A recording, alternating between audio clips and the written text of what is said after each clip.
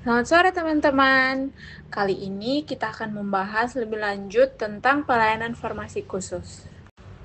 Soal nomor 1 mengenai pengelolaan terapi pada pasien dengan penyakit komorbid geriatrik.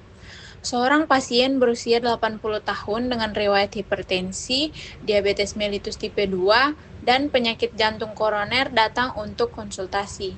Pasien saat ini sedang menggunakan ACE inhibitor, metformin, dan aspirin.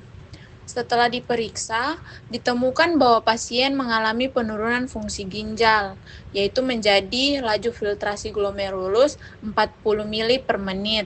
Apa yang harus diperhatikan oleh apoteker dalam penyesuaian terapi untuk pasien ini?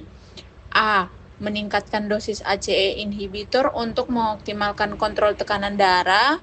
B. Menurunkan dosis metformin untuk menghindari resiko asidosis laktat pada pasien dengan fungsi ginjal yang menurun. C. Menghentikan penggunaan aspirin untuk mencegah resiko perdarahan yang lebih tinggi pada pasien dengan penyakit jantung. D.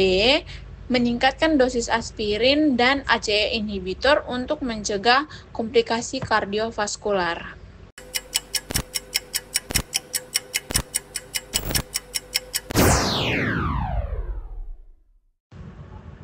Jawabannya adalah B, yaitu menurunkan dosis metformin untuk menghindari resiko asidosis laktat pada pasien dengan fungsi ginjal yang menurun. Pembahasannya, pada pasien dengan gangguan fungsi ginjal, penggunaan metformin harus dilakukan dengan hati-hati karena dapat meningkatkan resiko asidosis laktat, terutama jika GFR menurun. ACE inhibitor sebaiknya tetap dipertahankan untuk pengelolaan hipertensi dan perlindungan ginjal, tetapi dosisnya mungkin perlu disesuaikan dengan fungsi ginjal pasien. Aspirin bisa tetap digunakan, tetapi harus dipantau dengan cermat untuk efek samping perdarahan. Soal nomor 2 mengenai farmakogenomik dalam terapi anti kanker. Seorang pasien dengan kanker payudara menjalani terapi dengan tamoxifen, sebuah agen terapi hormon yang digunakan untuk menghambat estrogen. Namun, hasil tes farmakogenomik menunjukkan bahwa pasien memiliki varian genetik CYP2D6 yang mengurangi metabolisme tamoxifen menjadi metabolit aktifnya endoxifen. Apa yang harus dilakukan oleh apoteker dalam hal ini? A. Menurunkan dosis tamoxifen untuk menghindari risiko efek samping yang lebih tinggi. B.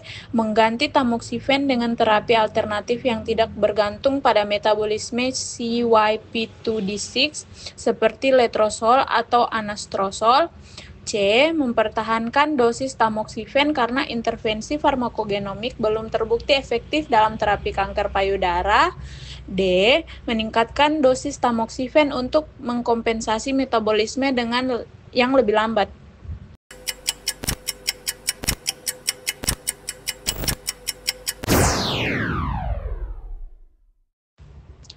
Jawabannya adalah B, yaitu mengganti tamoxifen dengan terapi alternatif yang tidak bergantung pada metabolisme CYP2D6 seperti letrozole atau anastrozole. Pembahasannya, karena metabolisme tamoxifen bergantung pada enzim CYP2D6 dan varian genetik yang mengurangi aktivitas enzim ini dapat mengurangi efektivitas obat, apoteker sebaiknya mempertimbangkan penggunaan terapi alternatif yang tidak bergantung pada enzim ini. Letrozole dan anastrozole adalah pilihan terapi yang lebih aman pada pasien dengan gangguan metabolisme tamoxifen. Soal nomor 3 mengenai pengelolaan pengobatan pada pasien dengan penyakit autoimun. Seorang pasien dengan lupus eritematosus sistemik atau SLI sedang menjalani terapi dengan obat-obatan imunosupresan, misalnya mycophenolate, mofetil, dan steroid atau prednison. Pasien datang dengan keluhan mual muntah dan penurunan berat badan. Pemeriksaan laboratorium menunjukkan penurunan kadar hemoglobin dan peningkatan kadar kreatinin. Apa yang harus dilakukan oleh apoteker dalam menanggapi kondisi pasien ini? A. Menghentikan penggunaan mycophenolate mofetil dan meningkatkan dosis prednison untuk mengurangi peradangan. B. Menghentikan penggunaan prednison dan melanjutkan mycophenolate mofetil untuk menurunkan respon imun. C. Memantau lebih lanjut fungsi ginjal pasien dan menyesuaikan dosis obat imunosupresan dan steroid berdasarkan hasil fungsi ginjal. D. Menyarankan pasien untuk mengurangi konsumsi garam dan meningkatkan asupan protein untuk memperbaiki kadar hemoglobin.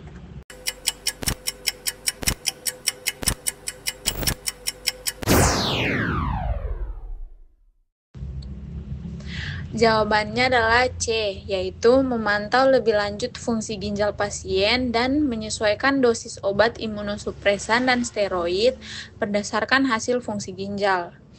Pembahasan, mycophenolate mofetil dan prednison dapat mempengaruhi fungsi ginjal dan hematologi, dengan efek samping yang melibatkan penurunan kadar hemoglobin dan peningkatan kadar kreatinin. Apoteker perlu memantau fungsi ginjal secara rutin dan menyesuaikan dosis obat imunosupresan dan steroid sesuai dengan kondisi ginjal pasien. Jangan langsung mengubah pengobatan tanpa mempertimbangkan hasil pemantauan dan penyesuaian yang tepat. Soal nomor 4 mengenai interaksi obat pada pasien dengan terapi antikoagulan. Seorang pasien yang menerima warfarin untuk pencegahan tromboemboli datang ke apotik dengan resep baru untuk trimetoprim sulfametoxazole karena infeksi saluran kemih. Pasien juga melaporkan tidak ada perubahan signifikan pada pola makan atau konsumsi suplemen. Apa yang harus dilakukan oleh apoteker terkait resep ini? A. Memberikan informasi kepada pasien tentang pentingnya memantau international normalized ratio lebih sering selama terapi antibiotik. B. Menghentikan penggunaan warfarin dan menggantinya dengan dabigatran untuk menghindari interaksi obat. C. Memberikan trimetoprim sulfametoxazole tanpa pertimbangan lebih lanjut karena tidak ada interaksi signifikan. D. Menyarankan pasien untuk mengurangi konsumsi makanan yang mengandung vitamin K untuk mencegah penurunan efek warfarin.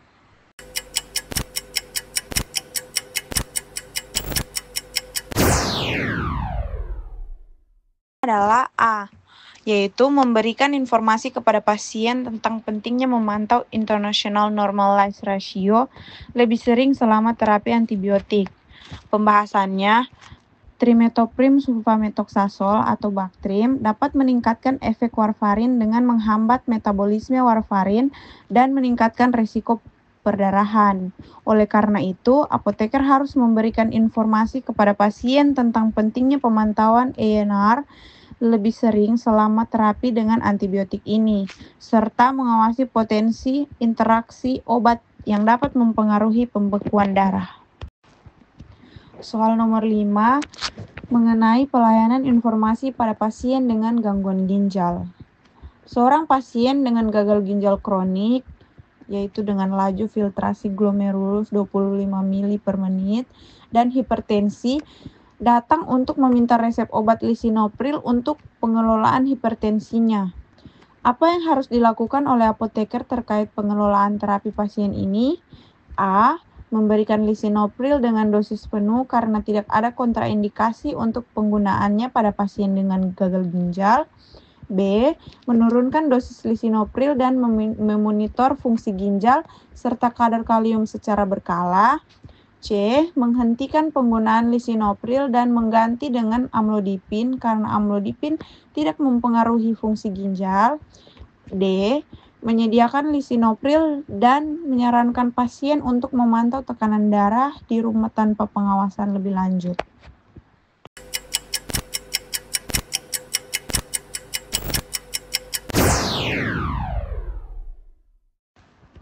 Jawabannya adalah B, yaitu menurunkan dosis lisinopril dan memonitor fungsi ginjal serta kadar kalium secara berkala. Pembahasannya, pada pasien dengan gangguan ginjal, ACE inhibitor seperti lisinopril dapat meningkatkan kadar kalium dan memperburuk fungsi ginjal lebih lanjut jika tidak diberikan dengan hati-hati. Apoteker harus menurunkan dosis lisinopril dan memantau fungsi ginjal serta kadar kalium secara berkala untuk mencegah efek samping yang merugikan. Soal nomor 6 mengenai pengelolaan terapi pada pasien dengan infeksi nosokomial. Seorang pasien yang baru saja menjalani operasi besar di rumah sakit mengembangkan infeksi nosokomial. Berdasarkan uji kultur, ditemukan bakteri Escherichia coli yang resisten terhadap banyak antibiotik, kecuali meropenem. Apa yang harus dilakukan oleh apoteker dalam hal ini? A. Menggunakan meropenem sesuai dengan dosis dan durasi yang direkomendasikan dengan pemantauan ketat terhadap fungsi ginjal dan efek samping lainnya. B. Menghentikan penggunaan antibiotik yang ada dan menggantinya dengan meropenem tanpa memperhatikan riwayat alergi pasien. C. Memberikan meropenem dengan dosis penuh dan tanpa memonitor fungsi ginjal pasien. D. Menunda penggunaan meropenem sampai hasil uji resistensi lebih lanjut diperoleh.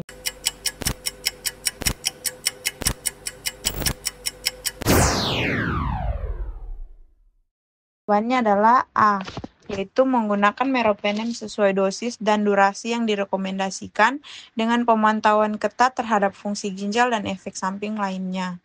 Pembahasannya, pada kasus infeksi nosokomial yang disebabkan oleh bakteri E. coli yang resisten, meropenem adalah pilihan yang tepat karena kemampuannya untuk mengatasi bakteri yang resisten.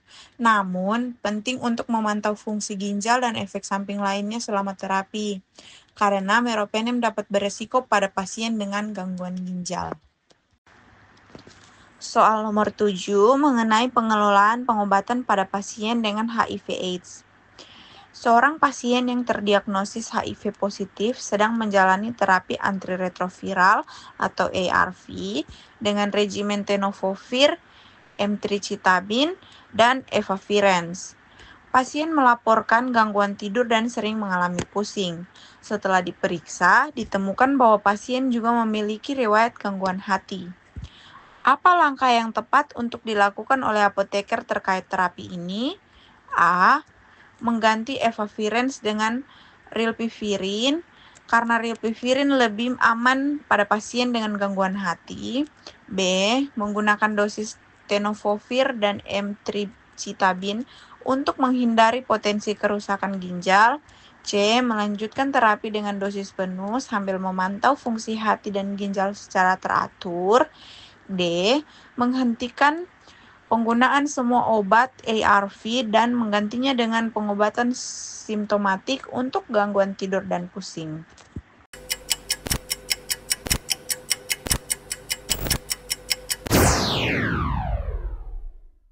Jawabannya adalah C, yaitu melanjutkan terapi dengan dosis penuh sambil memantau fungsi hati dan ginjal secara teratur.